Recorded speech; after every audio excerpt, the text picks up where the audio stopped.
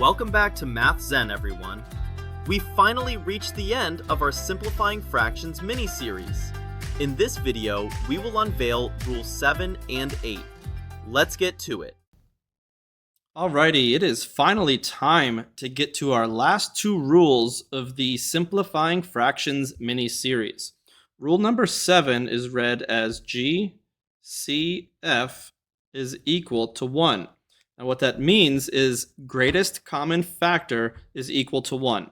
So in a nutshell, if you have the fraction 2/5, all you have to do is find the GCF of the numerator 2 and the GCF of the denominator 5. And if that GCF is 1, then we can safely say that 2/5 is already in lowest terms.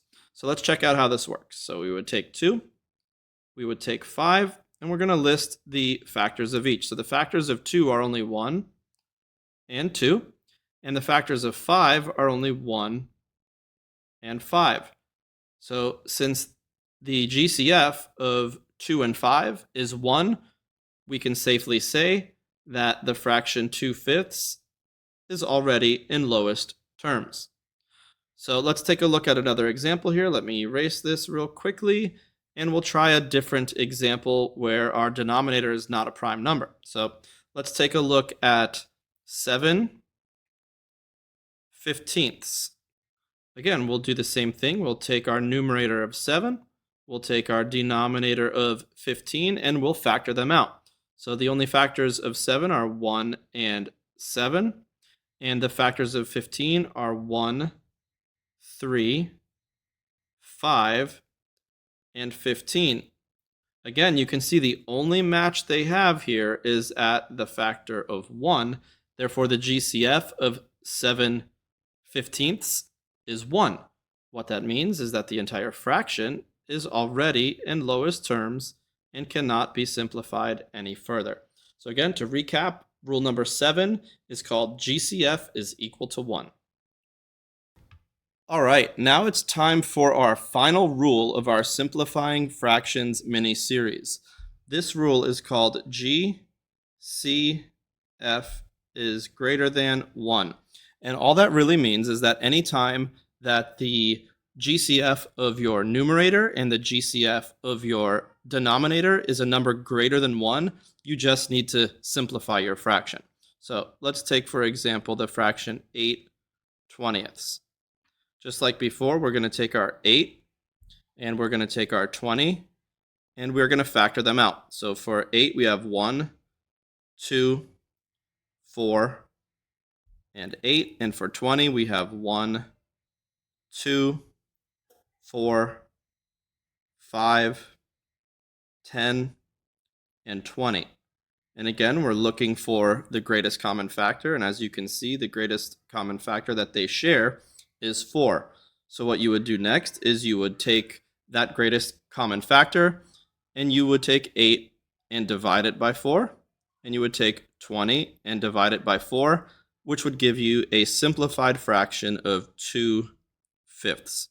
All right, so that is how the traditional teacher is going to show you how to use the GCF to simplify a fraction. If you stay tuned just after this clip, I'm going to show you a really interesting trick to where you don't even have to do any division. All right, so here is the bonus trick for simplifying fractions, and this accompanies rule number 8, where we find the GCF to be greater than 1. So if we take a look at this example here, we started with the fraction 15/24, and just like the previous clip, we factored out 15, and we factored out 24, and we found that the GCF of 15 and 24 is 3. Traditionally, you would take this GCF and you would divide 15 by 3, and you would divide 24 by 3, and you would get 5/8, and that's totally okay. But what about the students who don't like to do division? I know I was one of them. So if you've done all this legwork with factoring this out, why don't you make it work for you? The hidden simplified fraction is actually in your factoring.